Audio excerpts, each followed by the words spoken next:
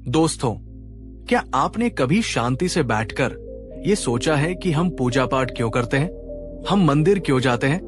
हम दिए क्यों जलाते हैं?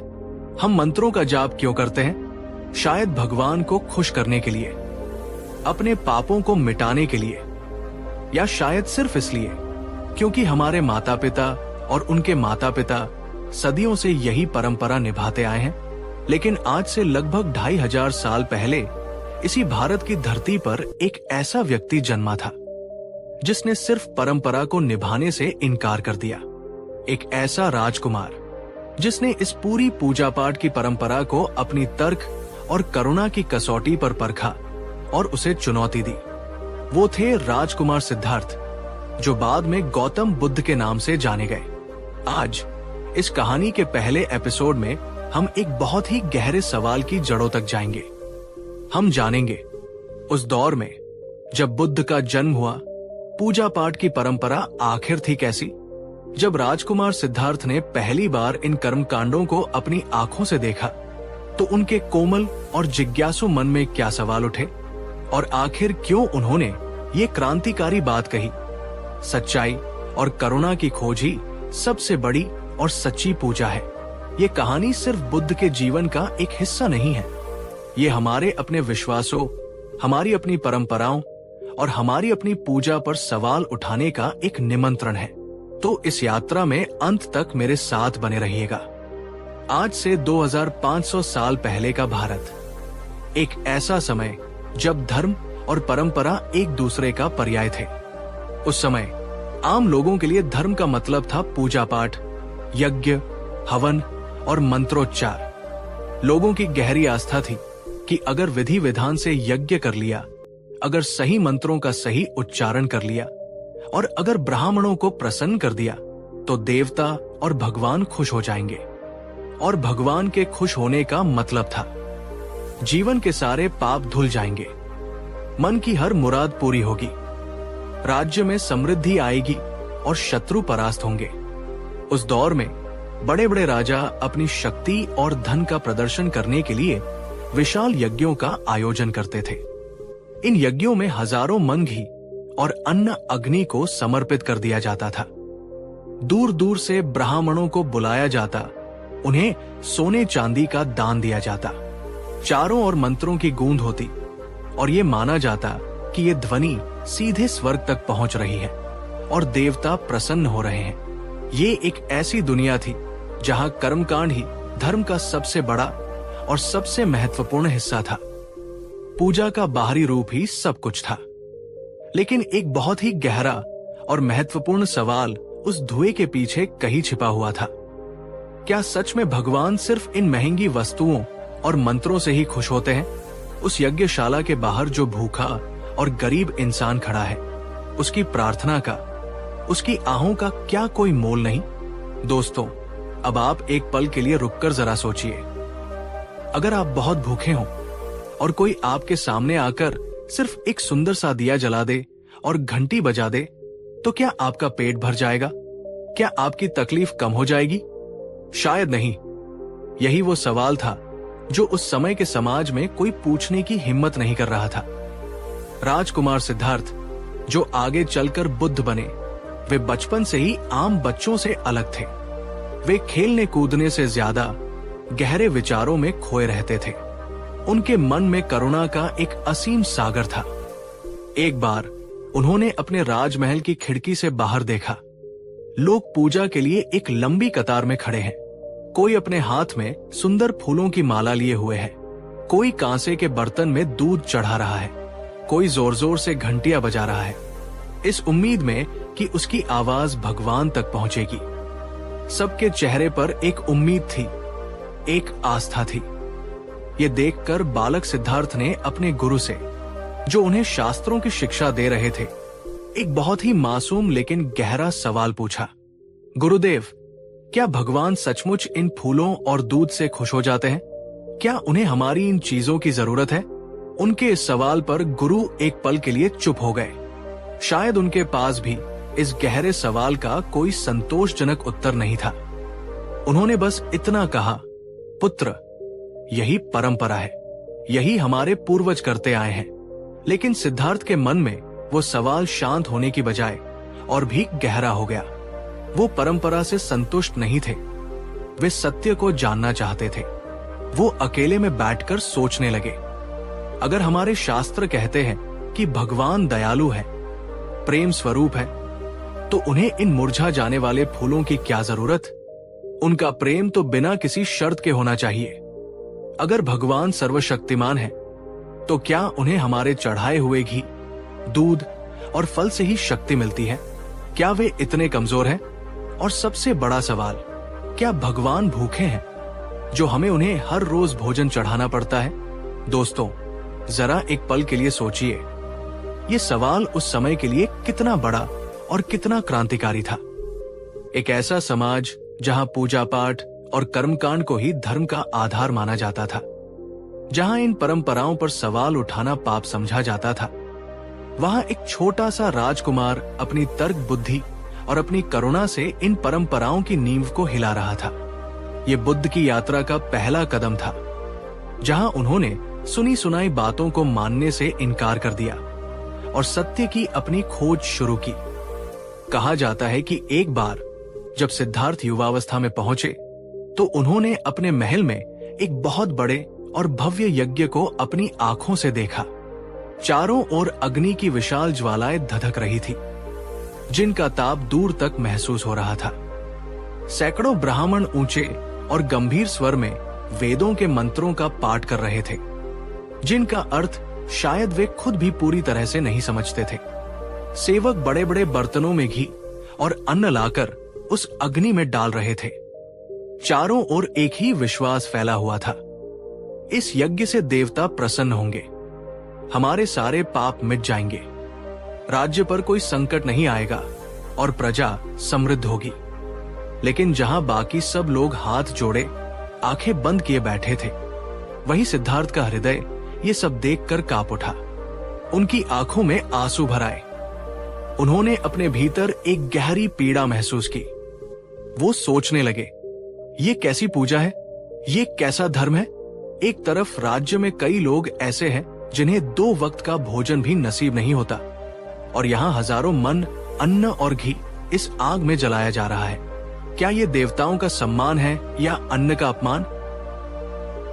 अगर भगवान ही जीवन के दाता है, अगर वे ही करुणा के सागर हैं, तो क्या वे इन बाहरी दिखावे वाले कर्म कांडों से सचमुच खुश हो सकते हैं? क्या उन्हें नहीं पता कि उनके बनाए हुए बच्चे भूखे हैं? और क्या सचमुच अग्नि में घी और अन्न डालने से मन के भीतर बैठे पाप, क्रोध, लोभ, ईर्ष्या मिट जाते हैं?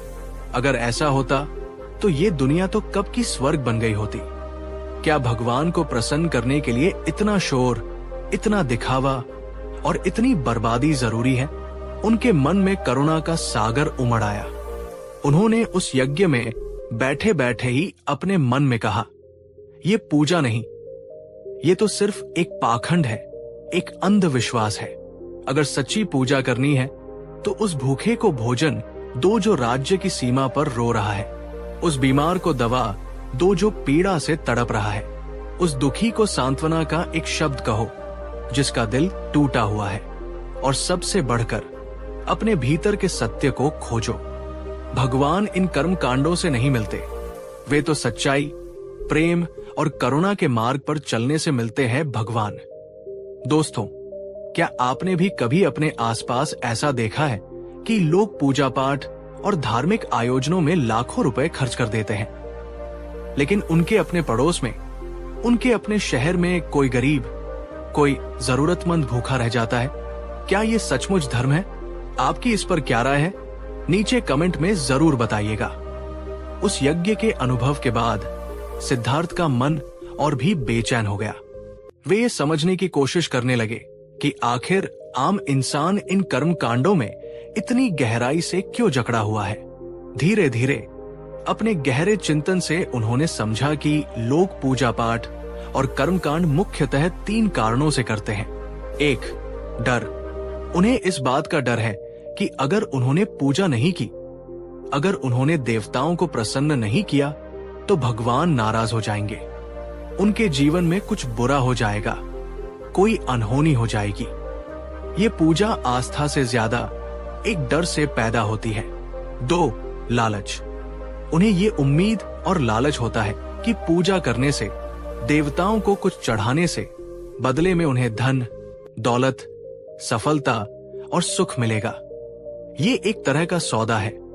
हे भगवान, मैं आपको ये चढ़ा रहा हूं, बदले में आप मुझे वो दे देना।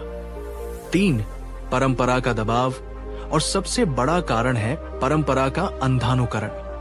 क्योंकि मेरे पिता और दादा ऐसा करते आए हैं, इसलिए मुझे भी करना है। क्योंकि पूरा समाज ऐसा करता है, अगर मैं नहीं करूंगा तो लोग क्या कहेंगे। इसमें कोई अपनी समझ नहीं होती, बस एक भेड़ चाल होती है। ये सब समझने के बाद उन्होंने खुद से एक और गहरा सवाल किया, क्या डर और लालच में किया गया कोई भी कार्य, कोई भी पूजा सचमुच भगवान तक पहुंच सकती है? क्या भगवान, जो परम प्रेम और परम ज्ञान के स्रोत है, उन्हें रिश्वत देकर या डराकर खुश किया जा सकता है? उनका हृदय और उनकी बुद्धि एक ही निष्कर्ष पर पहुंचे, नहीं, बिल्कुल नहीं। सच्चा धर्म तो वो हो सकता है जिसमें डर और लालच न हो, जिसमें एक गहरी समझ हो, जिसमें सत्य की खोज की एक ईमानदार प्यास हो, जिसमें सभी प्राणियों के लिए निस्वार्थ करुणा हो और जिसमें बिना किसी शर्त के प्रेम हो। उस दिन के बाद सिद्धार्थ की दृष्टि में पूजा की परिभाषा हमेशा के लिए बदल गई। उन्होंने कहा, अगर तुम सच में इस ब्रह्मांड की शक्ति को, इस अस्तित्व को, या जिसे तुम भगवान कहते हो, उसे प्रसन्न करना चाहते हो, तो ये बहुत सरल है। किसी भूखे को अपने हिस्से का खाना दो, किसी प्यासे को पानी पिलाओ, किसी ठंड से कांपते हुए को वस्त्र दो, किसी दुखी को सांत्वना के 2 शब्द कहो और अपने मन के भीतर बैठे सत्य को खोजने का प्रयास करो। यही असली पूजा है, यही असली यज्ञ है, यही सच्चा धर्म है। उन्होंने आगे समझाया, बाहर मंदिर में दीपक जलाना बहुत अच्छा है, लेकिन अगर तुम्हारे अपने मन के भीतर अज्ञान और नफरत का अंधेरा भरा हुआ है, तो उस बाहरी दीपक का क्या लाभ? पहले अपने भीतर ज्ञान का दीपक जलाओ। मंदिर में घंटी बजाना बहुत सुंदर और मधुर लग सकता है, लेकिन अगर तुम्हारे मन में दिन रात क्रोध, ईर्ष्या और द्वेष का शोर मचा हुआ है, तो उस बाहरी घंटी की गूंज किस काम की? पहले अपने मन को शांत करना सीखो। भगवान की मूर्ति पर फूल चढ़ाना बहुत आकर्षक लग सकता है, लेकिन अगर तुम्हारे अपने भीतर दूसरे इंसानों और जीवों के लिए करुणा और प्रेम का फूल नहीं खिला है, तो वे बाहरी फूल कुछ ही घंटों में मुरझा जाएंगे और व्यर्थ हो जाएंगे। दोस्तों, यहाँ मैं आपसे एक बहुत ही महत्वपूर्ण सवाल पूछना चाहता हूँ और मैं चाहूंगा कि आप सब इसका जवाब पूरी ईमानदारी से दें। आपके हिसाब से असली पूजा क्या है? मंदिरों में जाकर फूल, घी, दूध चढ़ाना, या फिर किसी जरूरतमंद इंसान के चेहरे पर मुस्कान लाना? नीचे कमेंट करके जरूर बताइए। आपके विचार बहुत महत्वपूर्ण है। धीरे धीरे सिद्धार्थ का ये विश्वास एक चट्टान की तरह पक्का हो गया। इस जीवन का परम उद्देश्य और सबसे बड़ी पूजा किसी बाहरी देवता को खुश करना नहीं, बल्कि अपने भीतर के परम सत्य को खोजना है। और इसी एक संकल्प के साथ उन्होंने एक दिन राजमहल के सारे सुख, अपनी पत्नी और अपने पुत्र को त्याग दिया और सत्य की खोज में निकल पड़े। वर्षों की कठोर तपस्या और गहरे ध्यान के बाद जब उन्हें बोध गया में ज्ञान प्राप्त हुआ और वे सिद्धार्थ से बुद्ध बने, तो उन्होंने दुनिया को जो पहला और सबसे महत्वपूर्ण संदेश दिया वो यही था। उन्होंने साफ शब्दों में कहा, मैंने किसी पूजा पाठ या कर्मकांड से ज्ञान प्राप्त नहीं किया।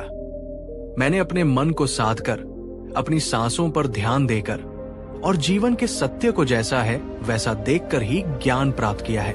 इसलिए सत्य को खोजना, करुणा को जीना और ध्यान में उतरना ही सच्चा धर्म है।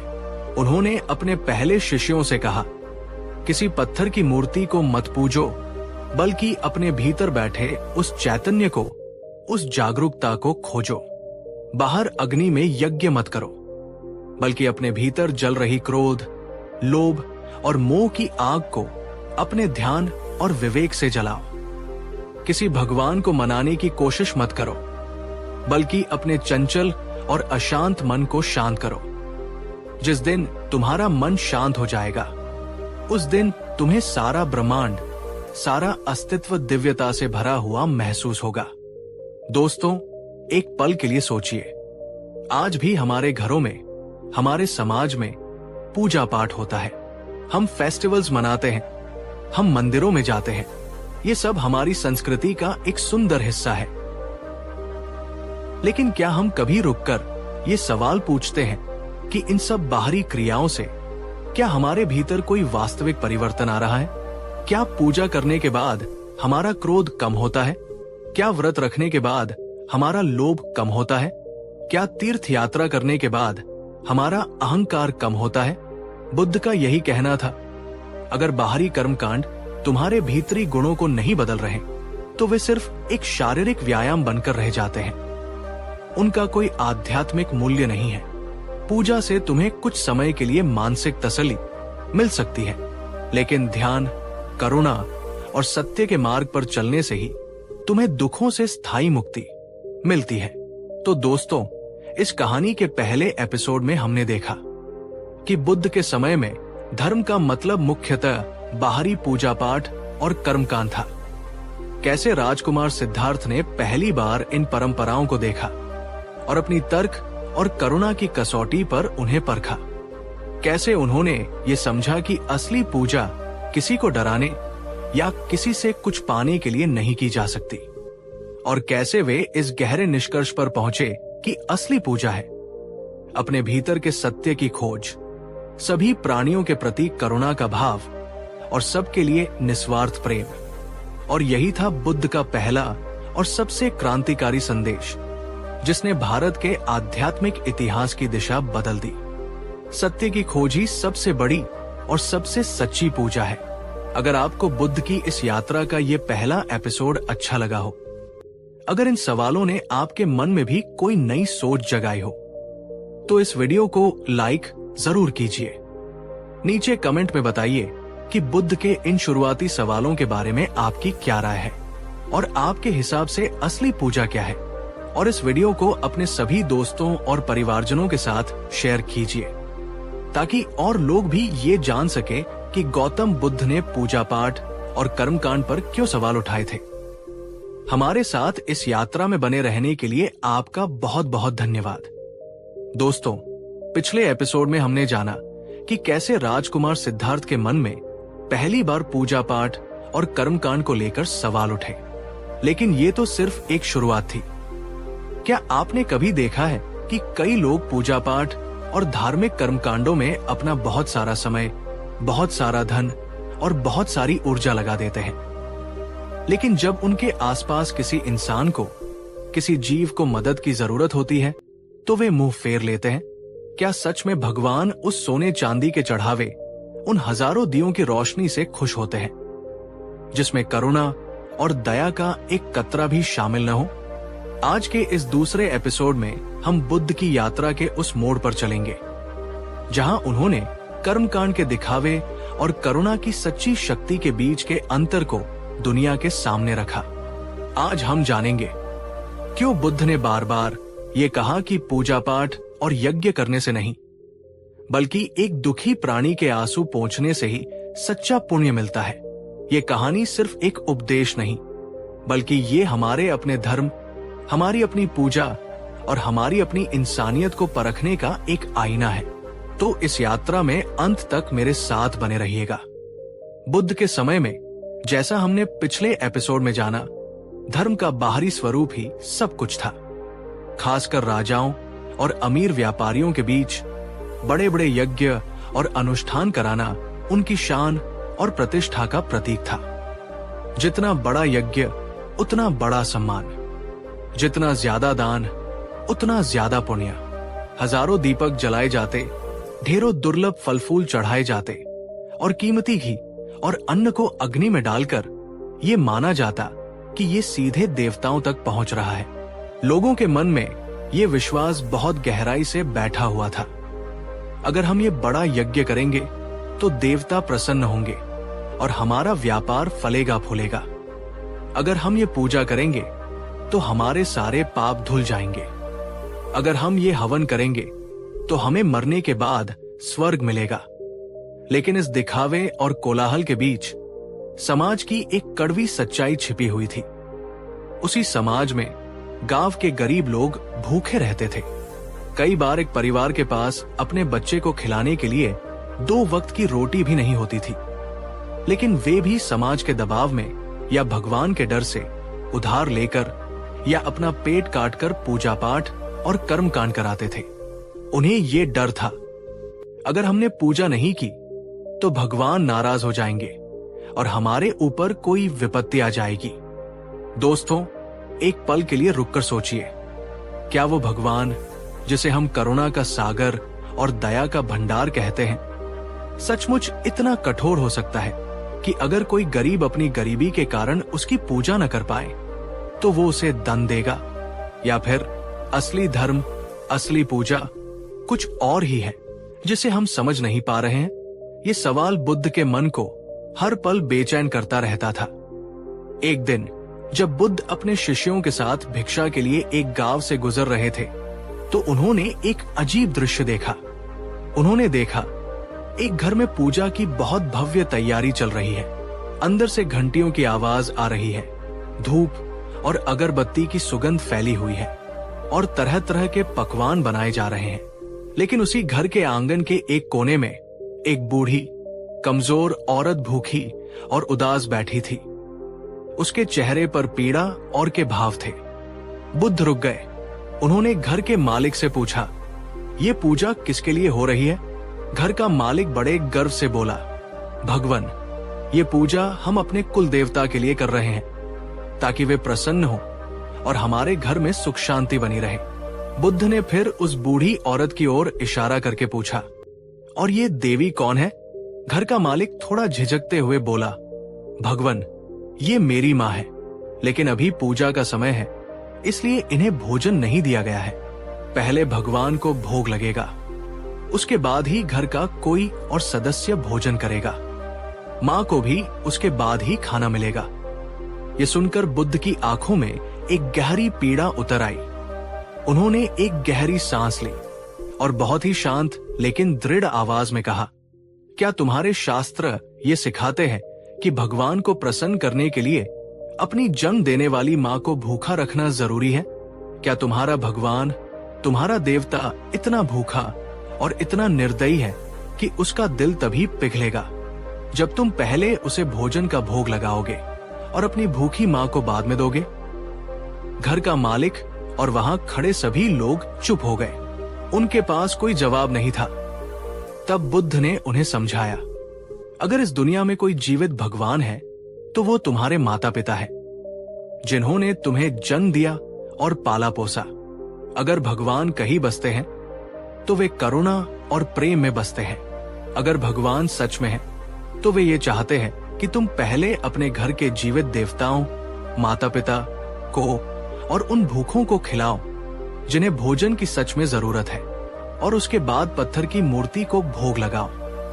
अगर भगवान सच में है तो वे तुम्हारे हृदय की करुणा से खुश होंगे, तुम्हारे हाथों के कर्म कांड से नहीं। उस दिन उस घर के लोगों को समझ आया कि वे धर्म के नाम पर कितना बड़ा अधर्म कर रहे थे। बुद्ध ने अपनी यात्राओं में ये बार बार देखा कि कर्मकांड ने आम और गरीब लोगों के जीवन पर एक बहुत बड़ा बोझ डाल दिया है।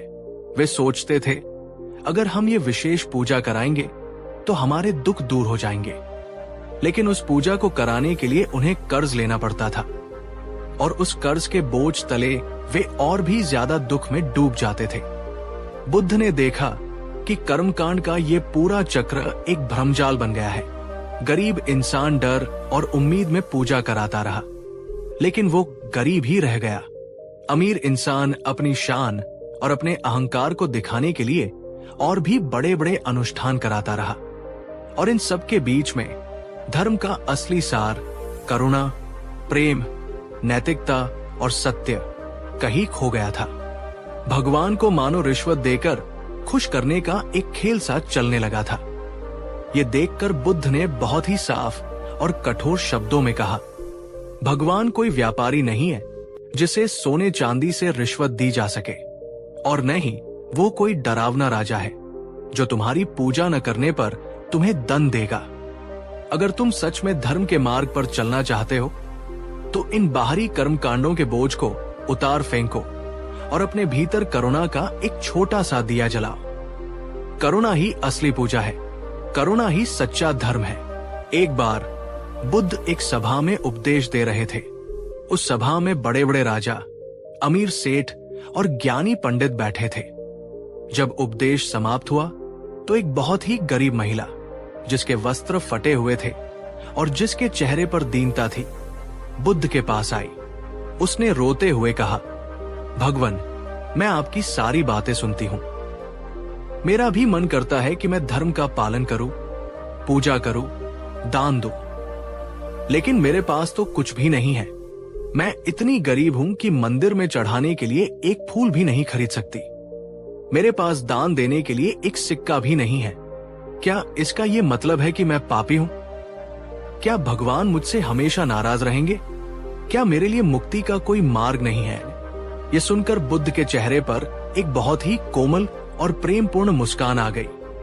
उन्होंने उस महिला को अपने पास बिठाया और बोले, नहीं मां, तुम बिल्कुल भी पापी नहीं हो। तुम तो उन सभी अमीर सेठों से ज्यादा धनी हो। अगर तुम्हारे पास मंदिर में चढ़ाने के लिए फूल नहीं है तो क्या हुआ? अगर तुम्हारे पास दान देने के लिए सोना नहीं है तो क्या हुआ? अगर तुम्हारे मन में सभी प्राणियों के लिए निस्वार्थ करुणा है, अगर तुम्हारे हृदय में सच्चा प्रेम है, तो यही इस दुनिया का सबसे बड़ा और सबसे कीमती उपहार है जो तुम किसी को भी दे सकती हो। उन्होंने आगे उसे समझाया, जब तुम किसी भूखे गरीब को अपने हिस्से की एक रोटी दे देती हो तो ये हजारों यज्ञों से भी ज्यादा सुंदर और सच्ची पूजा है। जब तुम किसी रोते हुए बच्चे को अपनी गोद में उठाकर उसे हंसा देती हो तो ये किसी भी महंगे भोग से ज्यादा मीठा और सच्चा भोग है। जब तुम किसी दुखी और निराश व्यक्ति को सांत्वना और हिम्मत के 2 शब्द कहती हो तो ये किसी भी शक्तिशाली मंत्र से ज्यादा असरदार और सच्चा मंत्र है। ये सुनकर उस महिला की आंखों से पश्चाताप के नहीं बल्कि खुशी और कृतज्ञता के आंसू बहने लगे। उसे उस दिन समझ आया कि धर्म का पालन करने के लिए धन की नहीं बल्कि एक करुणामय हृदय की जरूरत होती है। उसने कहा, भगवान, अगर यही सच्ची पूजा है तो मैं तो ये हर रोज हर पल कर सकती हूँ। दोस्तों, एक पल के लिए जरा सोचिए, अगर हम सब, हर इंसान बुद्ध की बताई हुई इस सच्ची पूजा को करने लगे तो क्या ये दुनिया एक बेहतर और ज्यादा सुंदर जगह नहीं बन जाएगी? बुद्ध अक्सर अपनी शिक्षाओं को सरल उदाहरणों से समझाते थे ताकि आम इंसान भी उन्हें समझ सके। एक बार उन्होंने अपने शिष्यों से एक प्रश्न पूछा। उन्होंने कहा, मान लो एक तरफ एक बहुत अमीर इंसान है जो अपने मंदिर में सोने के दीपक जलाता है, 100 तरह के फल और मिठाइयां चढ़ाता है और 1000 शक्तिशाली मंत्रों का जाप करता है।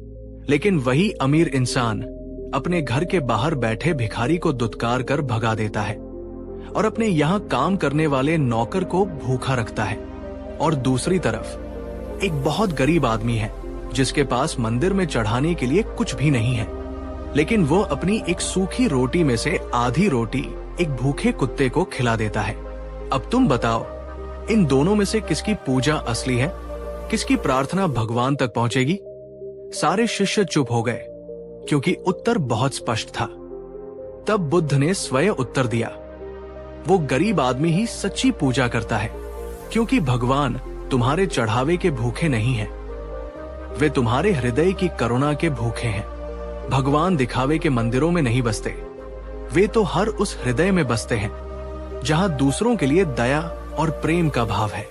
बुद्ध ने सिर्फ करुणा पर ही जोर नहीं दिया, उन्होंने करुणा को ध्यान के साथ जोड़ा। उन्होंने आगे समझाया, ध्यान से तुम्हारा मन एक शांत और गहरी झील की तरह हो जाता है और करुणा से तुम्हारा हृदय एक खिले हुए कमल की तरह हो जाता है। ये दोनों एक दूसरे के बिना अधूरे हैं। जब तक तुम्हारे मन में ध्यान से आई शांति नहीं है, तब तक तुम्हारी करुणा सच्ची और स्थायी नहीं हो सकती। वो सिर्फ एक भावना बनकर रह जाएगी। और जब तक तुम्हारे हृदय में सभी के लिए करुणा का भाव नहीं है, तब तक तुम्हारा ध्यान भी अधूरा और स्वार्थी है। उन्होंने कहा कि बाहरी पूजा पाठ तुम्हें सिर्फ एक अस्थायी तसल्ली दे सकती है, लेकिन करुणा और ध्यान का मेल ही तुम्हें दुखों से स्थायी मुक्ति दे सकता है। दोस्तों, जरा आप अपने आसपास और अपने भीतर देखिए। क्या आपने कभी ऐसा कोई इंसान देखा है जो घंटों तक पूजा करता है, माथे पर बड़ा सा तिलक लगाता है, लेकिन बाहर आकर किसी गरीब को अपमानित कर देता है या किसी जानवर को पत्थर मार देता है? क्या सच में भगवान उस तिलक और उस पूजा से खुश होंगे? मैं आज आपसे ये सवाल पूछना चाहता हूं, और इसका जवाब किसी और के लिए नहीं बल्कि खुद के लिए दीजिएगा। आपके लिए असली धर्म क्या है? कर्मकांड का पालन करना या करुणा का पालन करना? नीचे कमेंट में अपने विचार जरूर लिखिए। तो दोस्तों, इस कहानी के दूसरे एपिसोड में हमने जाना कि बुद्ध ने क्यों कहा कि पूजा से नहीं बल्कि सच्ची करुणा से ही पुण्य मिलता है। कैसे उन्होंने एक परिवार को ये समझाया कि अपनी भूखी माँ को पहले भोजन देना ही सच्चा धर्म और सच्चा भोग है। कैसे उन्होंने एक गरीब महिला को ये बताकर मुक्त किया कि करुणा और प्रेम ही सबसे सुंदर और सबसे कीमती पूजा है। और कैसे असली धर्म बाहरी कर्मकांडों में नहीं बल्कि ध्यान और करुणा के गहरे मेल में है। बुद्ध का ये दूसरा संदेश बहुत ही स्पष्ट और क्रांतिकारी था। कर्मकांड एक बोझ हो सकता है, लेकिन करुणा तुम्हें पंख देती है। कर्मकांड नहीं, करुणा ही असली और सच्ची पूजा है। अगर आपको बुद्ध की ये गहरी और मानवीय शिक्षा अच्छी लगी हो तो इस वीडियो को लाइक जरूर कीजिए।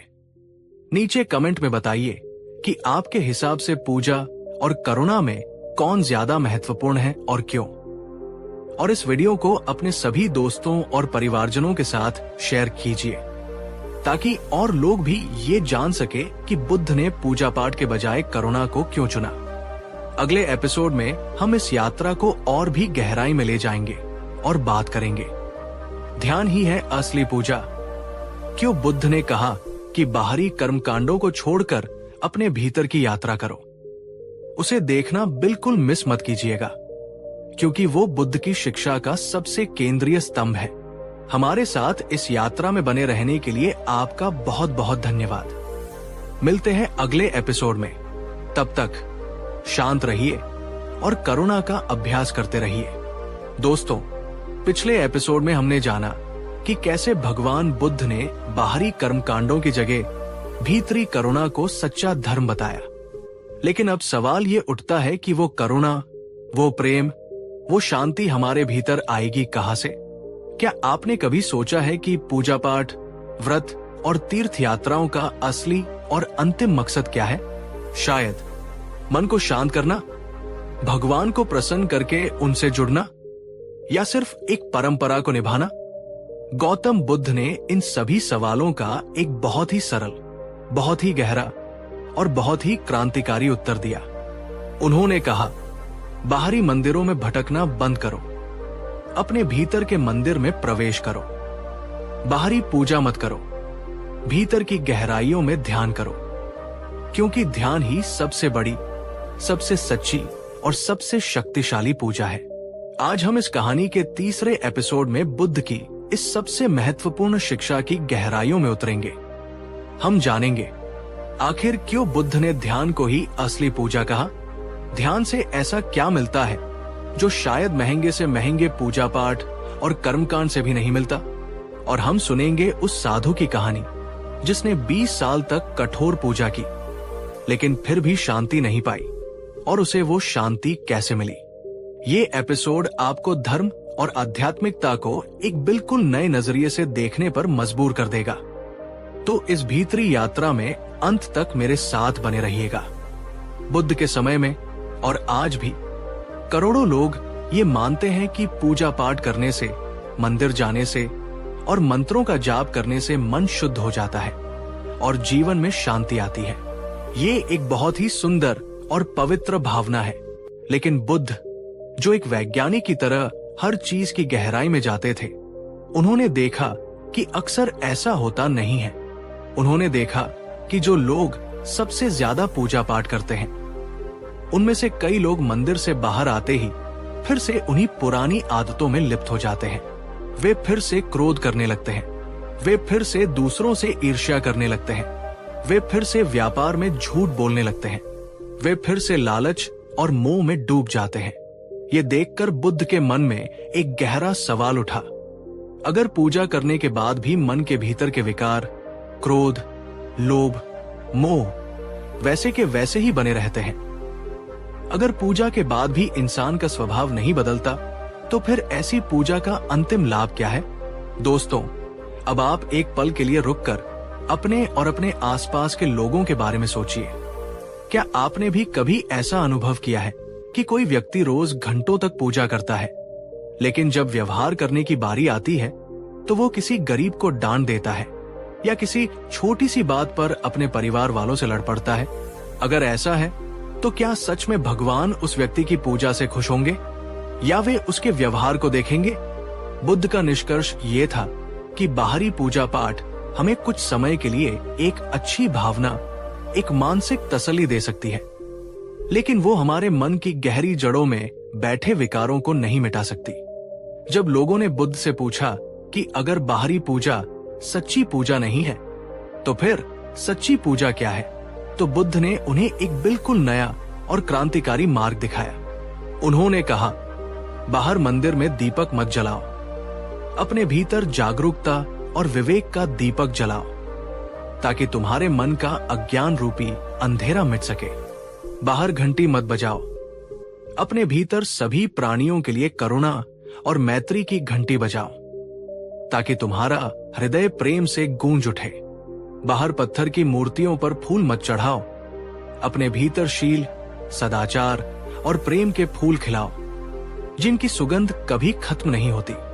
उनका यह मानना था कि असली पूजा किसी बाहरी देवता को प्रसन्न करने की क्रिया नहीं है, बल्कि ये अपने ही मन को समझने, उसे शुद्ध करने और उसे शांत करने की एक भीतरी यात्रा है।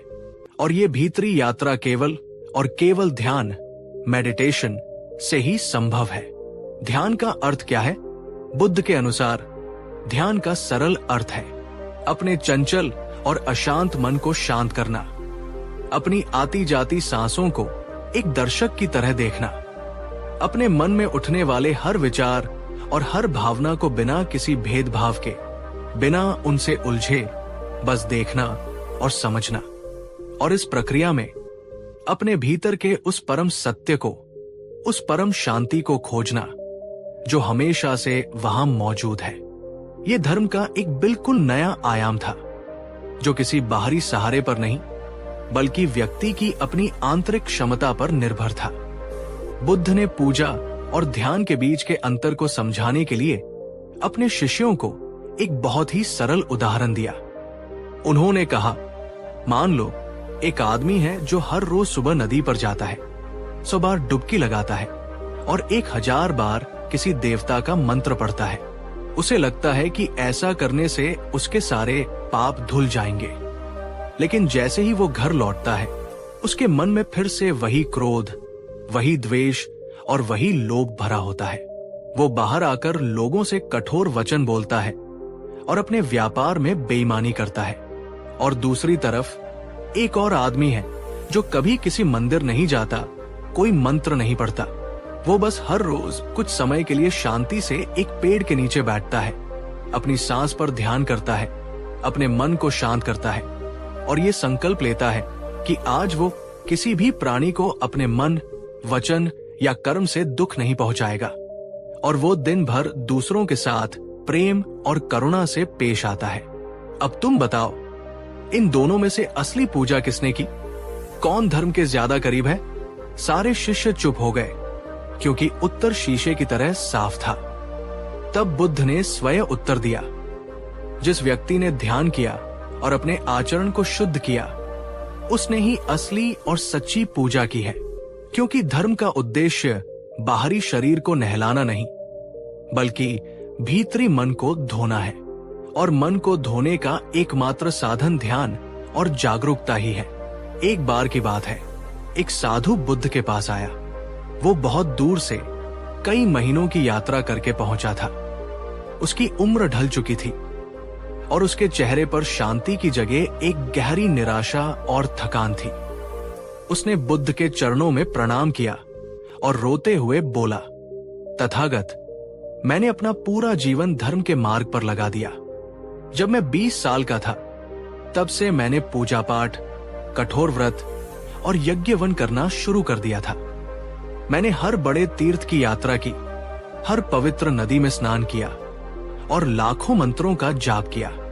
मैंने ये सब इसलिए किया क्योंकि मुझे बताया गया था कि इससे मन को शांति मिलेगी, इससे भगवान मिलेंगे। लेकिन आज मैं 60 साल का हो गया हूं और मुझे कहना पड़ रहा है कि मुझे न तो शांति मिली और न ही मुझे भगवान का कोई अनुभव हुआ। मेरा मन आज भी उतना ही अशांत है जितना 40 साल पहले था। भगवान, मुझसे कहां गलती हुई? ये सुनकर बुद्ध के हृदय में उस साधु के प्रति असीम करुणा भर आई। वे मुस्कुराए और बहुत ही प्रेम से बोले, हे साधु, तुमने कोई गलती नहीं की। तुमने बहुत परिश्रम किया, लेकिन तुम्हारी दिशा गलत थी।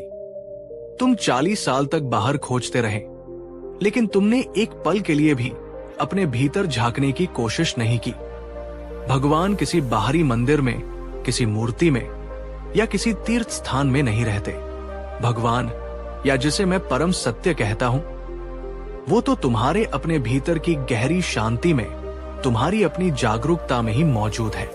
बुद्ध ने आगे समझाया, तुमने बाहर हजारों दीपक जलाए, लेकिन तुमने अपने मन के भीतर बैठे अज्ञान के अंधेरे को मिटाने का प्रयास नहीं किया। तुमने लाखों मंत्र पढ़े, लेकिन तुमने अपने मन में उठने वाले क्रोध और द्वेष के विचारों को हटाने का प्रयास नहीं किया। तुमने मूर्तियों पर अनगिनत फूल चढ़ाए, लेकिन तुमने अपने भीतर प्रेम और करुणा का एक भी फूल खिलाने का प्रयास नहीं किया। जाओ, अब इन सब बाहरी क्रियाओं को छोड़ दो। बस यहीं इस पेड़ के नीचे शांति से बैठो और अपनी आती जाती सांस को देखो। कुछ और मत करो।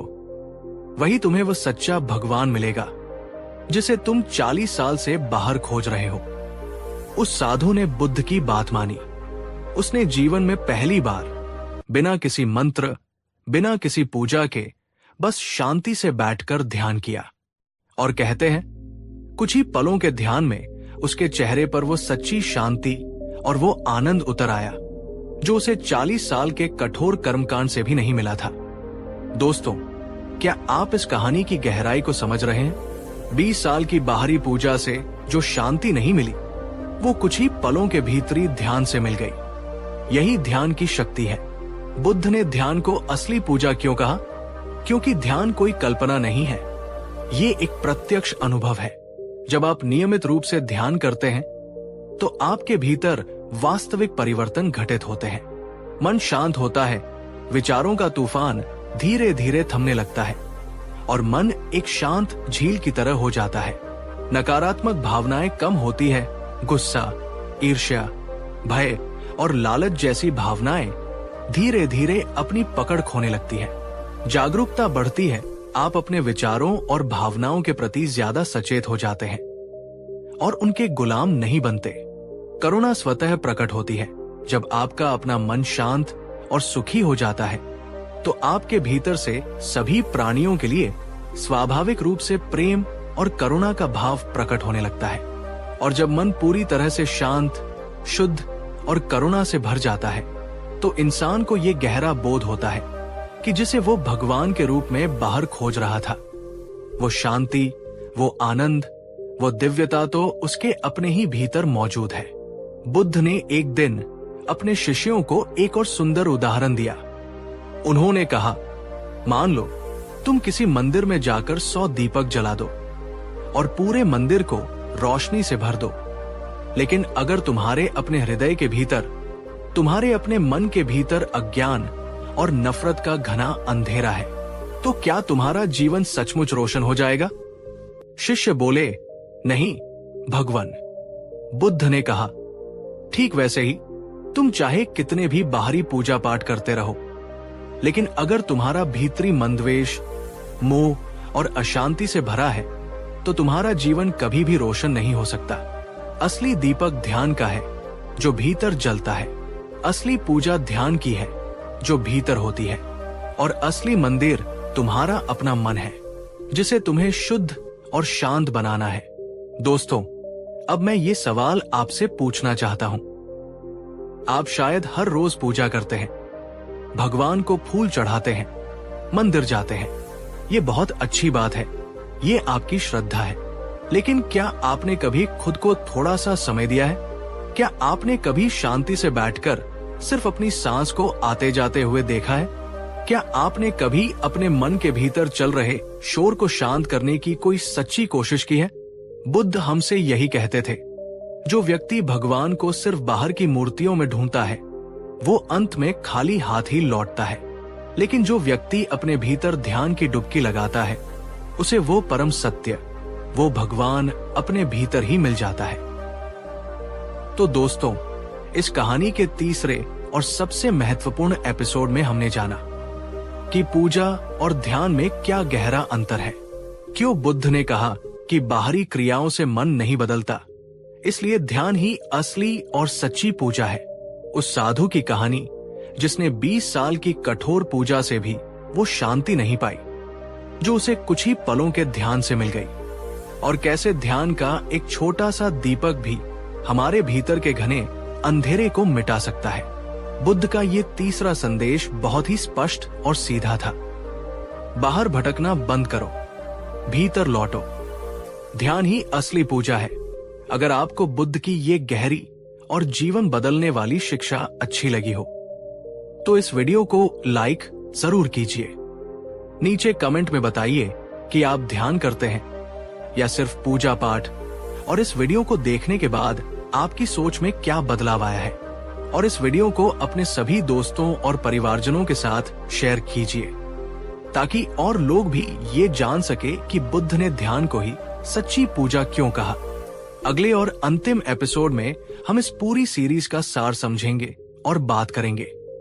आज के इस आधुनिक युग में बुद्ध का संदेश पूजा नहीं बल्कि सत्य, करुणा और ध्यान ही असली और व्यावहारिक मार्ग है।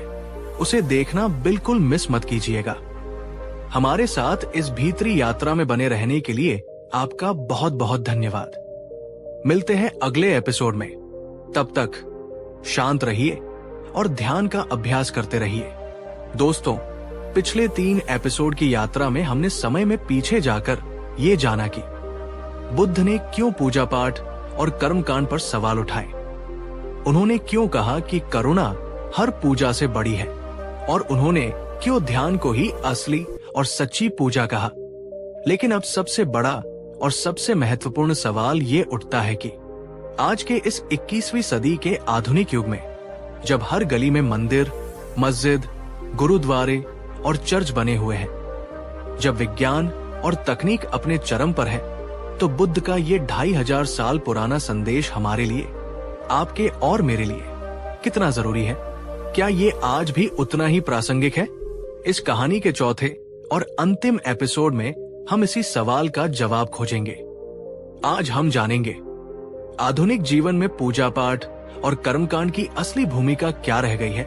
क्यों बुद्ध का बताया मार्ग सत्य, करुणा और ध्यान का मार्ग आज के तनाव और अशांति के दौर में पहले से भी ज्यादा प्रासंगिक और आवश्यक हो गया है। और अगर हम आज अपने इस जीवन में करुणा और ध्यान को अपना ले तो हमारी अपनी जिंदगी और ये पूरी दुनिया कैसे चमत्कारिक रूप से बदल सकती है। ये इस पूरी श्रृंखला का सार है, एक ऐसा निष्कर्ष जो आपके सोचने का तरीका हमेशा के लिए बदल सकता है। तो इस अंतिम यात्रा में मेरे साथ बने रहिएगा। आज हम 21वीं सदी में जी रहे हैं। हमने तकनीक में क्रांति कर दी है।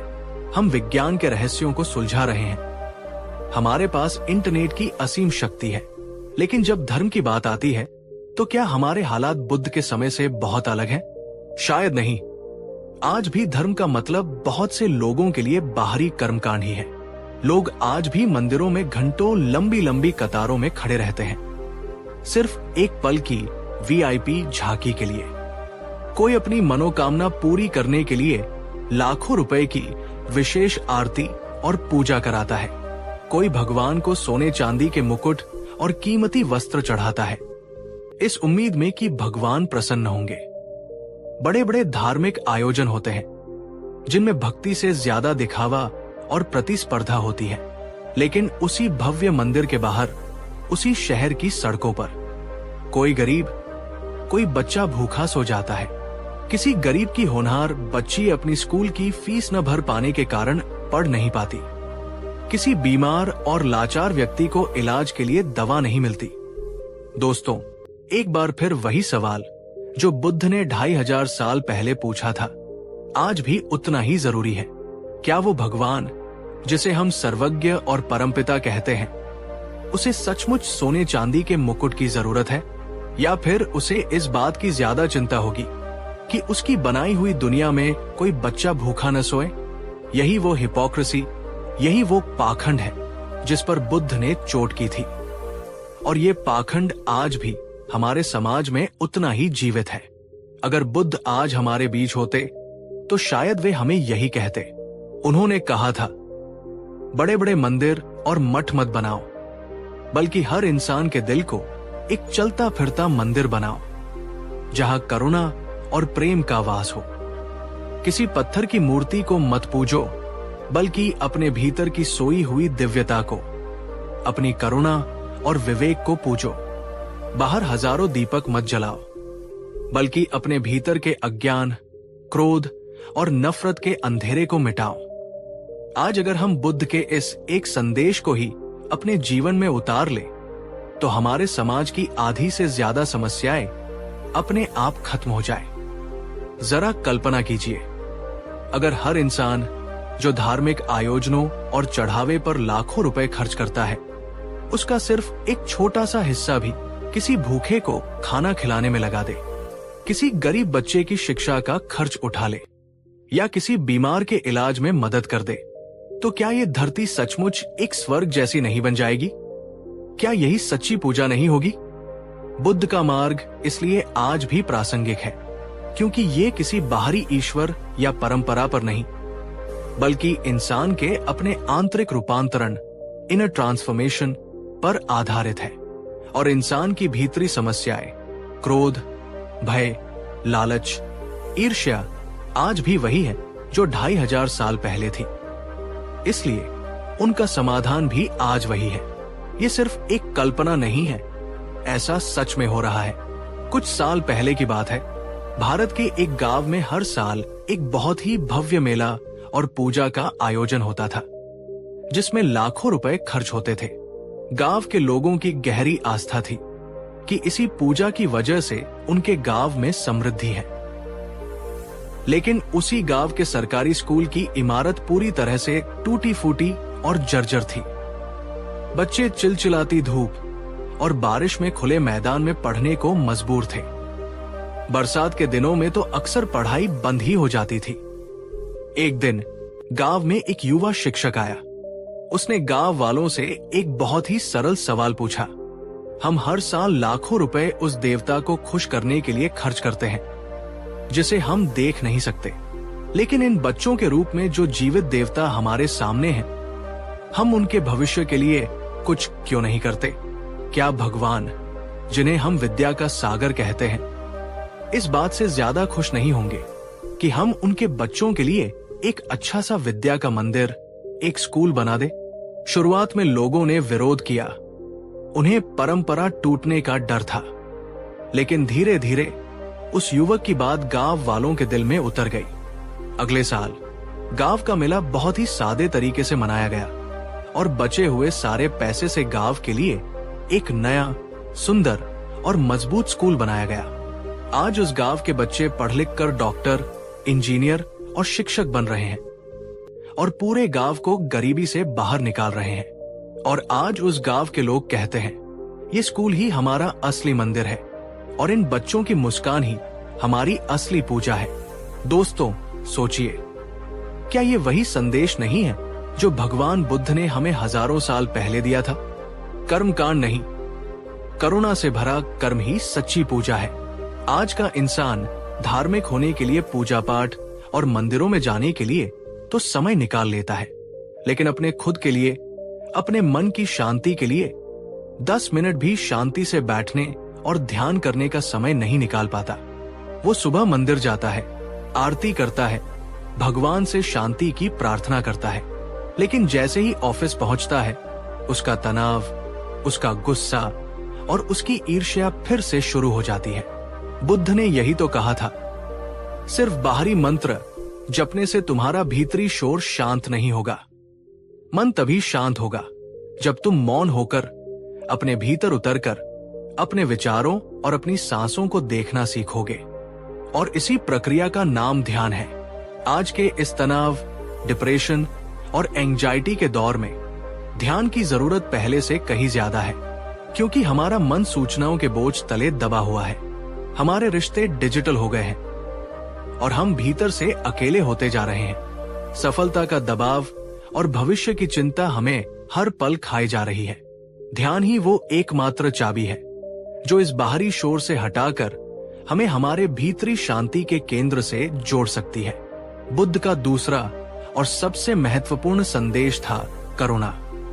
आज हम देखते हैं कि लोग धर्म के नाम पर एक दूसरे को बांट रहे हैं, एक दूसरे से नफरत कर रहे हैं। ये मेरा धर्म है और वो तुम्हारा धर्म, मेरा भगवान महान है और तुम्हारा भगवान नहीं। लेकिन बुद्ध ने इन सभी बाहरी पहचानों को नकार दिया था। उन्होंने कहा था, धर्म का मतलब कोई लेबल या कोई पहचान नहीं है। धर्म का केवल एक ही मतलब है, करुणा। अगर तुम्हारे भीतर सभी प्राणियों के लिए बिना किसी भेदभाव के करुणा का भाव नहीं है, तो तुम चाहे कुछ भी मानो, तुम धार्मिक नहीं हो।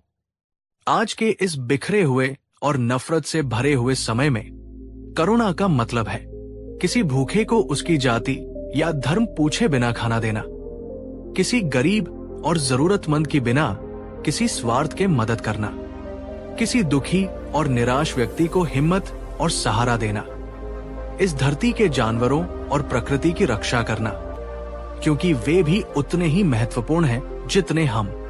दोस्तों, एक पल के लिए सोचिए, अगर इस दुनिया का हर इंसान, हर धर्म, हर देश सिर्फ एक ही धर्म को अपना ले, करुणा का धर्म, तो क्या इस दुनिया में किसी भी तरह की हिंसा, किसी युद्ध और किसी नफरत के लिए कोई जगह बचेगी? बुद्ध ने कहा था, असली यज्ञ बाहर अग्नि में घी और अन्न डालना नहीं है।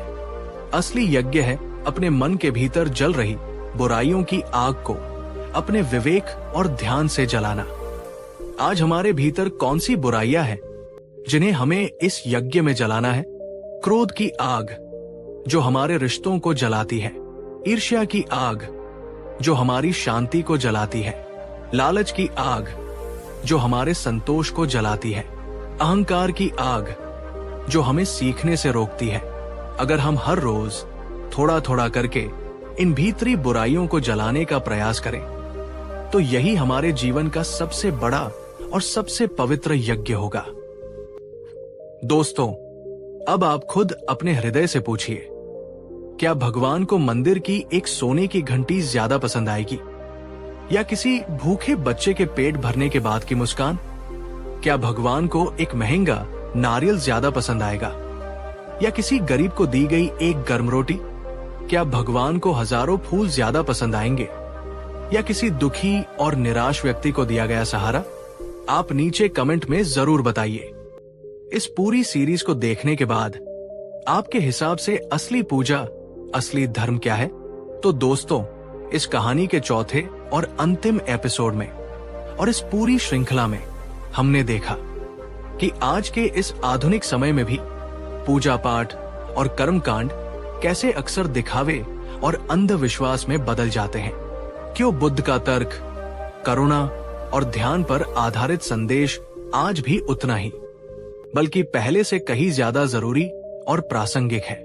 कैसे करुणा और ध्यान का एक छोटा सा बीज भी हमारे समाज को और इस पूरी दुनिया को बदल सकता है, और कैसे असली पूजा है अपने भीतर की यात्रा करना और अपने बाहर दूसरों की निस्वार्थ सेवा करना।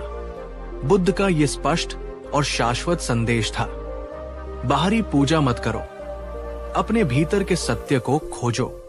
बाहरी कर्मकांड मत करो, अपने भीतर करुणा को जगाओ। बाहर दीपक मत जलाओ, अपने भीतर ध्यान का प्रकाश जलाओ। यही असली और सनातन धर्म है। दोस्तों, अगर आपको बुद्ध की शिक्षाओं पर आधारित ये पूरी श्रृंखला, ये पूरी यात्रा पसंद आई हो, तो इस वीडियो को अपना भरपूर प्यार दीजिए और इसे लाइक जरूर कीजिए। नीचे कमेंट में बताइए कि इस पूरी 4 एपिसोड की सीरीज में आपको बुद्ध की कौन सी एक बात सबसे ज्यादा छू गई, जिसने आपकी सोच को एक नई दिशा दी। और इस वीडियो को और इस पूरी सीरीज को अपने सभी दोस्तों और परिवारजनों के साथ शेयर कीजिए, ताकि बुद्ध का ये शांति और विवेक का संदेश हर घर तक, हर दिल तक पहुंच सके। याद रखिए, भगवान को प्रसन्न करने का रास्ता किसी मंदिर या मस्जिद की दीवारों से होकर नहीं, बल्कि आपके अपने करुणामय हृदय, आपके शांत मन और आपके सच्चे कर्मों से होकर जाता है। इस यात्रा में मेरे साथ बने रहने के लिए आपका हृदय से बहुत बहुत धन्यवाद। हम बहुत जल्द एक और गहरी और जीवन बदलने वाली कहानी के साथ फिर मिलेंगे। तब तक शांत रहिए, प्रेम कीजिए और जागरूकता से जिए। कहानी 2। नमस्कार मेरे प्यारे आत्मखोज के यात्रियों, आपका स्वागत है हमारे चैनल पर, जहां हम जीवन के साधारण पन्नों में छिपे असाधारण अर्थों को तलाशते हैं। आज मैं आपसे एक सवाल पूछना चाहता हूं, एक ऐसा सवाल जो शायद आपने खुद से कई बार पूछा होगा, खासकर जब आप अकेले होते हैं, जब दुनिया की रोशनी फीकी पड़ जाती है और आप अपने विचारों के साथ रह जाते हैं। क्या आपने कभी अपने भीतर एक असीम शक्ति, एक अनछुई क्षमता को महसूस किया है? एक ऐसी ज्वाला जो कहती है कि आप कुछ भी कर सकते हैं, कुछ भी बन सकते हैं, और फिर अगले ही पल क्या उसी ज्वाला को संदेह, डर और असुरक्षा के बादलों ने घेर लिया है? क्या आपके मन ने आपको फुसफुसाकर ये बताया है, नहीं, तुम काफी अच्छे नहीं हो, तुम दूसरों जैसे नहीं हो, तुम ये नहीं कर सकते? ये एक ऐसा आंतरिक युद्ध है जो हम सब लड़ते हैं। हम सब एक विशालकाय शेर की आत्मा लेकर पैदा होते हैं, लेकिन दुनिया, हालात और सबसे बढ़कर हमारे अपने विचार हमें एक पिंजरे में कैद कर देते हैं। हम अपनी ही शक्ति से डरने लगते हैं। लेकिन क्या हो अगर मैं आपसे कहूं कि ये पिंजरा, ये कमजोरी, ये डर सब एक भ्रम है, एक ऐसा भ्रम जिसे आप अभी इसी पल तोड़ सकते हैं। आज हम कोई साधारण कहानी नहीं सुनने वाले। आज हम समय में पीछे जाएंगे, लगभग 2500 साल पहले, और उस महाज्ञानी तथागत गौतम बुद्ध के चरणों में बैठेंगे, जिन्होंने मानवता को सबसे बड़ा रहस्य बताया था। एक ऐसा रहस्य जो अगर आप समझ गए तो आपका जीवन फिर कभी पहले जैसा नहीं रहेगा। बुद्ध ने कहा था, मनुष्य वही बनता है जो वो सोचता है। ये वाक्य जितना सरल है उतना ही गहरा है। इसका अर्थ है कि आपकी बाहरी दुनिया आपके भीतरी विचारों का प्रतिबिंब मात्र है। अगर आप खुद को कमजोर मानते हैं तो ब्रह्मांड आपको आपकी कमजोरी साबित करने के लिए परिस्थितियां पैदा कर देगा। लेकिन अगर आप अपने अंदर की उस असीम सोई हुई शक्ति को पहचान ले, तो आप अपने जीवन में ऐसे चमत्कार कर सकते हैं जिनकी आपने कभी कल्पना भी नहीं की होगी। तो आज की इस यात्रा में हम जानेंगे बुद्ध ने उस एक युवक को कैसे बदला जिसने खुद को दुनिया का सबसे कमजोर इंसान मान लिया था। हम उस हाथी की अविश्वसनीय कहानी में उतरेंगे जो हम सभी के भीतर कहीं न कहीं जिंदा है, और मैं आपको वे व्यावहारिक कदम और मानसिक तकनीकें बताऊंगा जिनसे आप अपने विचारों के मालिक बन सकते हैं और अपनी वास्तविक शक्ति को प्रकट कर सकते हैं। मेरा आपसे अनुरोध है, इस वीडियो को सिर्फ कानों से नहीं, अपने हृदय से सुनिएगा। इसे आखिर तक जरूर देखिएगा, क्योंकि हर एक शब्द, हर एक कहानी एक बीज की तरह है जो आपके भीतर एक विशाल वृक्ष को जन्म दे सकता है। चलिए शुरू करते हैं आत्मखोज की ये अद्भुत यात्रा, उस शक्ति की ओर जो आपके भीतर ही आपका इंतजार कर रही है। ये कहानी उस समय की है जब बुद्ध श्रावस्ती के जेतवन विहार में निवास कर रहे थे। दूर दूर से लोग अपनी समस्याओं, अपने दुखों का समाधान पाने के लिए उनके पास आते थे। एक दिन भिक्षा के समय के बाद जब बुद्ध अपने शिष्यों को उपदेश दे रहे थे, एक युवक भीड़ को चीरता हुआ उनके पास आया। उसके कपड़े मैले थे, बाल बिखरे हुए थे और आंखों में गहरी निराशा और आत्मग्लानि का भाव था। वो बुद्ध के चरणों में गिर पड़ा और रोते हुए बोला, भगवन, मेरी मदद कीजिए, मैं बहुत कमजोर हूं। मेरे जीवन में कुछ भी अच्छा नहीं है। मेरे पास न तो शारीरिक बल है, न ही मानसिक आत्मविश्वास। मैं कोई भी काम शुरू करता हूं तो उसे पूरा नहीं कर पाता। लोग मेरा मजाक उड़ाते हैं, मेरे अपने ही मुझे निकम्मा समझते हैं। मैं दूसरों जैसा क्यों नहीं हूं? मैं हमेशा डरता हूं, हमेशा हार जाता हूं। क्या मेरे भाग्य में यही लिखा है?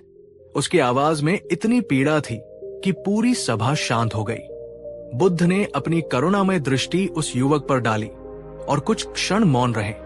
फिर उन्होंने बहुत ही कोमल स्वर में उससे पूछा, पुत्र, उठो और मुझे ये बताओ, क्या तुमने कभी सोचा है कि ये कमजोरी जिसका तुम उल्लेख कर रहे हो, ये वास्तव में आती कहां से है?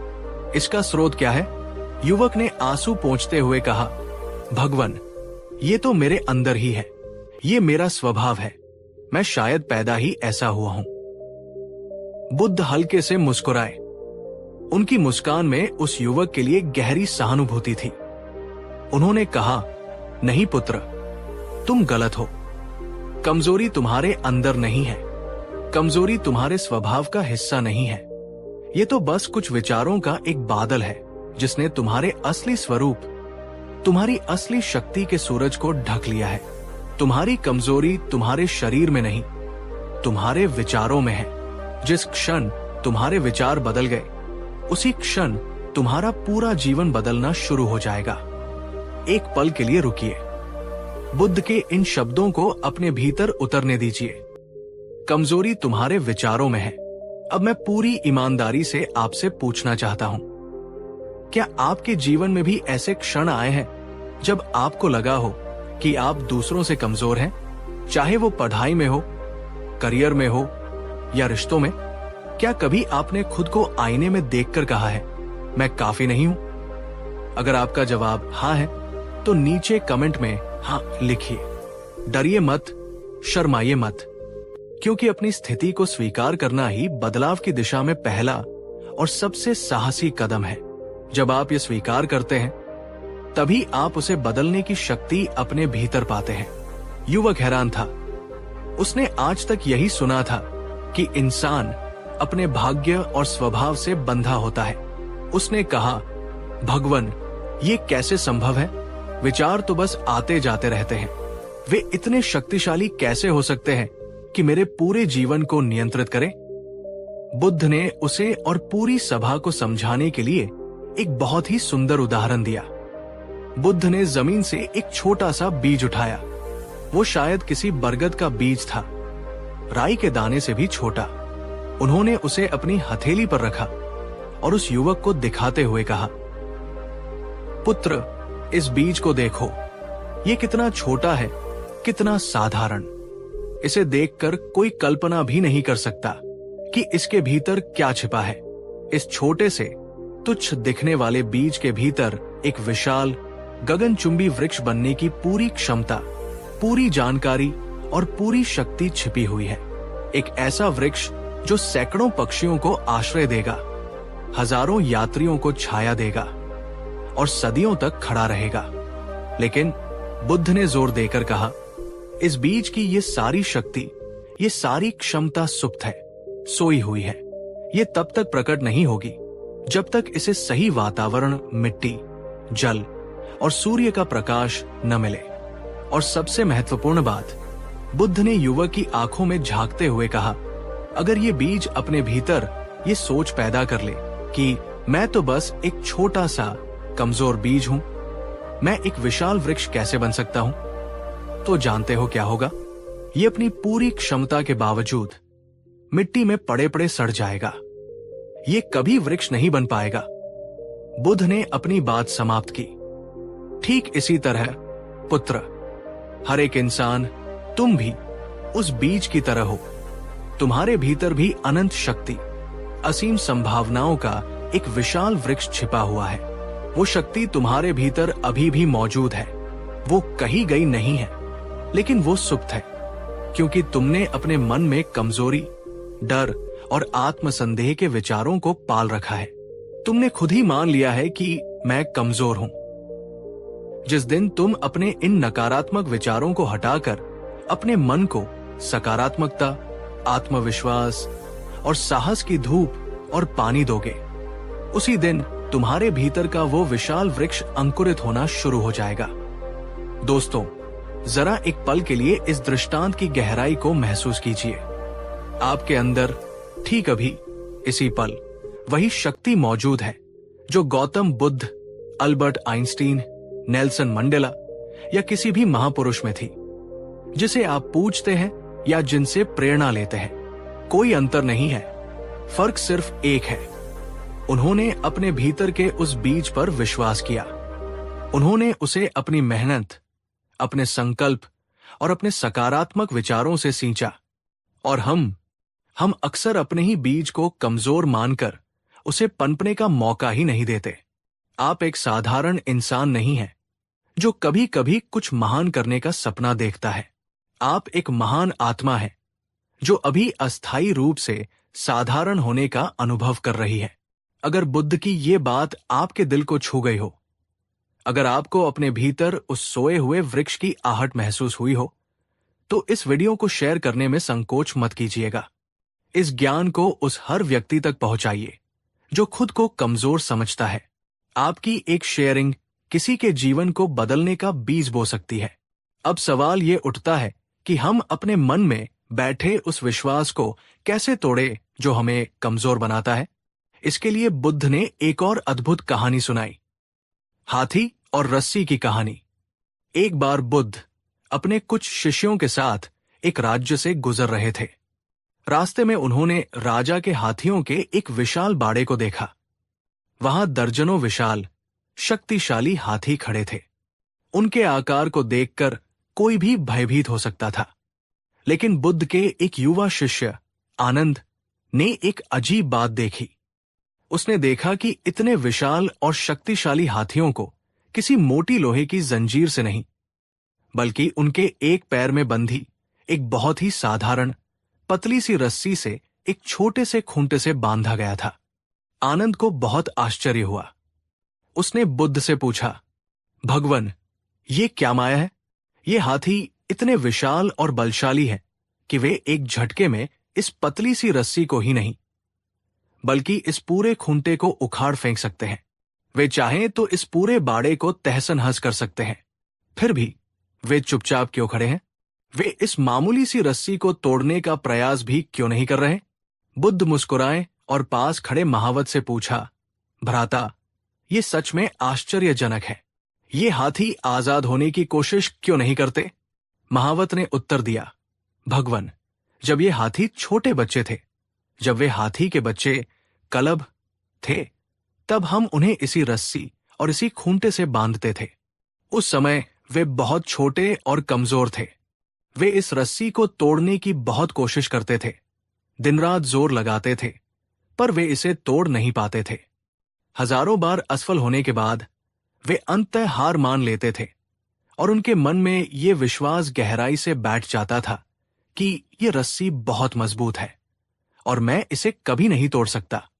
महावत ने आगे कहा, अब ये हाथी विशाल हो चुके हैं, इनके अंदर 100 गुना ज्यादा ताकत आ चुकी है, पर इनका शरीर बड़ा हुआ है, इनका विश्वास नहीं।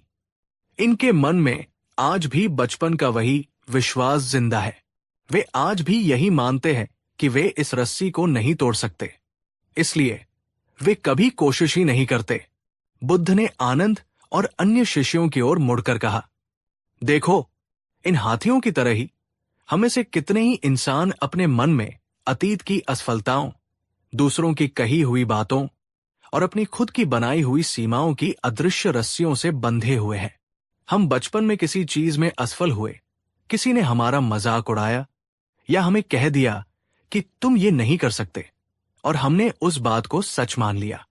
आज हम बड़े हो गए हैं, अधिक सक्षम हो गए हैं, अधिक समझदार हो गए हैं, लेकिन हम आज भी अपने मन में उसी पुरानी कमजोर रस्सी से बंधे हुए हैं। हम नई चुनौतियों का सामना करने की कोशिश ही नहीं करते, क्योंकि हमारा मन कहता है ये असंभव है, तुम पहले भी तो हार गए थे। दोस्तों, ये कहानी सिर्फ हाथियों की नहीं है, ये आपकी और मेरी कहानी है। जरा अपनी आंखें बंद कीजिए और ईमानदारी से सोचिए, आपके मन की वो रस्सी क्या है? वो कौन सा पुराना विश्वास है जो आपको आगे बढ़ने से रोक रहा है? क्या वो ये विश्वास है कि मैं पब्लिक में बोल नहीं सकता क्योंकि स्कूल में एक बार आपकी जुबान लड़खड़ा गई थी? क्या वो ये विश्वास है कि मैं कभी अमीर नहीं बन सकता क्योंकि आपने गरीबी देखी है? क्या वो ये विश्वास है कि मुझे सच्चा प्यार नहीं मिल सकता क्योंकि आपका दिल एक बार टूटा था? आपकी वो अदृश्य रस्सी क्या है? उसे पहचानिए, और अगर आप हिम्मत कर सकते हैं तो उसे नीचे कमेंट में लिखिए। उदाहरण के लिए, मेरी रस्सी मेरा डर है, या मेरी रस्सी मेरा आलस है। जब आप अपने दुश्मन को नाम दे देते हैं तो उसे हराने की आधी लड़ाई आप वही जीत जाते हैं। तो अब सबसे बड़ा सवाल, इन रस्सियों को, इन मानसिक जंजीरों को तोड़ा कैसे जाए? यहीं पर बुद्ध का सबसे शक्तिशाली सिद्धांत काम आता है। बुद्ध ने उस निराश युवक और अपने शिष्यों को समझाया कि अपनी आंतरिक शक्ति को जगाने का रहस्य किसी बाहरी चमत्कार या पूजा पाठ में नहीं, बल्कि अपने ही मन का स्वामी बनने में है। उन्होंने कहा, तुम वही हो जो तुम सोचते हो। तुम्हारा चरित्र तुम्हारे विचारों का कुल योग है। इसका एक बहुत गहरा वैज्ञानिक आधार है, जिसे आज न्यूरोसाइंस भी मानता है। जब हम एक ही विचार को बार बार सोचते हैं तो हमारे मस्तिष्क में न्यूरल पाथवे, तंत्रिका मार्ग बन जाते हैं। ये रास्ते जितने गहरे होते जाते हैं, वो विचार उतना ही हमारी आदत, हमारा विश्वास और अंततः हमारा व्यक्तित्व बन जाता है। अगर आप रोज सुबह उठकर सोचते हैं आज का दिन भी खराब जाएगा, तो आपका मस्तिष्क उन सभी नकारात्मक चीजों को ढूंढ ढूंढ कर आपको दिखाएगा जो इस बात को सही साबित कर सके। लेकिन अगर आप सोचते हैं आज कुछ अद्भुत होगा, तो आपका मस्तिष्क अवसरों और सकारात्मकता के प्रति अधिक खुला रहेगा। तो अपने विचारों को कैसे बदलें? बुद्ध ने इसके लिए दो मुख्य मार्ग बताए। एक, सजगता, उदास स्माइली अपने विचारों के दृष्टा बने। बुद्ध ने ये नहीं कहा कि नकारात्मक विचारों से लड़ो, लड़ने से वे और शक्तिशाली हो जाते हैं। उन्होंने कहा, बस उन्हें देखो, उनके प्रति सजग हो जाओ। जब आपके मन में ये विचार आए, मैं कमजोर हूं, तो उसे तुरंत सच मानने के बजाय एक कदम पीछे हटें और एक वैज्ञानिक की तरह उसे देखें। खुद से पूछें, ये विचार कहां से आया? क्या ये विचार 100% सच है? क्या कोई ऐसा सबूत है जो इस विचार को गलत साबित करता हो? जब आप अपने विचारों को बस देखना शुरू कर देते हैं, तो आप पाते हैं कि आप अपने विचार नहीं हैं। आप तो उन विचारों को देखने वाले चैतन्य हैं। और उसी क्षण वे विचार अपनी शक्ति खोने लगते हैं। वे बस आसमान में तैरते बादलों की तरह आते हैं और चले जाते हैं। 2, प्रतिस्थापन, उदास स्माइली सकारात्मक पुष्टि का अभ्यास। एक बार जब आप नकारात्मक विचारों को पकड़ना सीख जाते हैं, तो अगला कदम है उन्हें जानबूझकर सकारात्मक विचारों से बदलना। बुद्ध ने उस युवक से कहा, आज से तुम हर सुबह उठकर और हर रात सोने से पहले शीशे के सामने खड़े होकर खुद से ये कहोगे, मैं शक्तिशाली हूं, मेरे भीतर अनंत संभावनाएं हैं, मैं प्रेम और सफलता का अधिकारी हूं। हर दिन मैं हर तरह से बेहतर और मजबूत होता जा रहा हूं। शुरुआत में आपका पुराना मन विद्रोह करेगा। वो कहेगा, ये सब झूठ है, लेकिन आपको उसे अनसुना करना है। आपको इसे तब तक दोहराते रहना है जब तक ये नया विचार आपके पुराने कमजोर विचार से ज्यादा शक्तिशाली न हो जाए। ये नए मजबूत न्यूरल पाथवे बनाने जैसा है। ये बहुत शक्तिशाली तकनीक है। मैं चाहता हूं कि आप अभी इसी पल मेरे साथ ये करें। जहां भी आप हैं, एक गहरी सांस लें और पूरे विश्वास के साथ मन में या जोर से कहें, मैं शक्तिशाली हूं। इसे महसूस करें। अगर आपने ये किया तो नीचे कमेंट में लिखें, मैं शक्तिशाली हूं। ये सिर्फ एक कमेंट नहीं, ये आपके और ब्रह्मांड के बीच एक नया अनुबंध है। ये अभ्यास आपके भीतर की सोई हुई शक्ति को जगाने का पहला कदम है। लेकिन एक और रहस्य है जो इस प्रक्रिया को 1000 गुना तेज कर सकता है। बुद्ध ने एक और गहरा रहस्य बताया। उन्होंने कहा, एक शांत मन से ज्यादा शक्तिशाली इस ब्रह्मांड में और कुछ नहीं है। जैसे शांत जल में ही ब्रह्मांड का प्रतिबिंब साफ दिखता है, वैसे ही शांत मन में ही आत्मा की असली शक्ति प्रकट होती है। हमारा मन दिन भर में हजारों विचारों की एक उफनती हुई नदी की तरह होता है। इस शोर में हम अपनी आत्मा की धीमी, शांत आवाज को कभी सुन ही नहीं पाते, जो हमें लगातार बता रही होती है कि हम कितने शक्तिशाली हैं। ध्यान उस उफनती हुई नदी को एक शांत झील में बदलने की कला है। ध्यान का अर्थ विचारों को जबरदस्ती रोकना नहीं है। इसका अर्थ है अपने मन के शोर से ध्यान हटाकर किसी एक शांत बिंदु पर ले आना, जैसे आपकी अपनी आती जाती सांस। जब आप रोज कुछ मिनट अपनी सांस पर ध्यान केंद्रित करते हैं, तो धीरे धीरे आपके विचार शांत होने लगते हैं। मन में चल रही अंतहीन बकवास बंद हो जाती है और उस शांति में, उस शून्य में पहली बार आपको अपनी वास्तविक शक्ति, अपने सच्चे स्व का अनुभव होता है। आपको ये एहसास होता है कि आप ये शरीर नहीं है, आप ये मन नहीं है, आप ये विचार नहीं है। आप इन सबसे परे एक असीम, शांत और शक्तिशाली चैतन्य है। और जिस व्यक्ति को ये अनुभव हो जाता है, उसे दुनिया की कोई भी चुनौती, कोई भी अपमान, कोई भी असफलता तोड़ नहीं सकती। वो मानसिक रूप से अटूट हो जाता है। दोस्तों, अगर आप सचमुच अपनी असली शक्ति को पहचानना चाहते हैं, तो मैं आपसे हाथ जोड़कर अनुरोध करता हूं, आज से ही सिर्फ 10 मिनट के लिए ध्यान करना शुरू कीजिए। आपको कुछ नहीं करना है, बस शांत बैठें, अपनी आंखें बंद करें और अपनी आती और जाती हुई सांस पर अपना पूरा ध्यान लगाएं। जब मन भटके तो बिना खुद को कोसे धीरे से उसे वापस अपनी सांस पर ले आएं। बस इतना ही। क्या आप ये छोटा सा कदम उठाने के लिए तैयार हैं? अगर हां, तो कमेंट में एक संकल्प लीजिए, हां, मैं आज से ध्यान करूंगा। ये आपके जीवन का सबसे महत्वपूर्ण निर्णय हो सकता है। बुद्ध ने अपनी बात समाप्त करते हुए उस युवक से कहा, पुत्र, अपने भीतर देखो, शक्ति को बाहर मत खोजो, न देवताओं में, न भाग्य में, न ही किसी और इंसान में। तुम्हारी मुक्ति, तुम्हारी शक्ति, तुम्हारा स्वर्ग, तुम्हारा नर्क, सब कुछ तुम्हारे भीतर है, तुम्हारे विचारों में है। तुम अपनी दुनिया के निर्माता हो। आज से ही एक नई दुनिया का निर्माण शुरू करो। उस युवक ने बुद्ध की बातों को सिर्फ सुना नहीं, उसने उन्हें अपने जीवन में उतार लिया। वो रोज सुबह उठकर सकारात्मक पुष्टि करता, दिन में अपने विचारों के प्रति सजग रहता और नियमित रूप से ध्यान का अभ्यास करता। धीरे धीरे उसके भीतर एक चमत्कार होने लगा। उसका डर आत्मविश्वास में बदलने लगा, उसकी आत्मग्लानि आत्म प्रेम में बदलने लगी।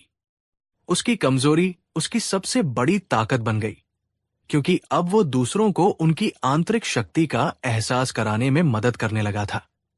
कुछ ही सालों में वही युवक, जो कभी खुद को दुनिया का सबसे कमजोर इंसान मानता था, अपने पूरे क्षेत्र का सबसे ज्ञानी, सबसे सम्मानित और सबसे सफल व्यक्ति बन गया। उसने ये साबित कर दिया कि इंसान के विचार ही उसकी नियति लिखते हैं।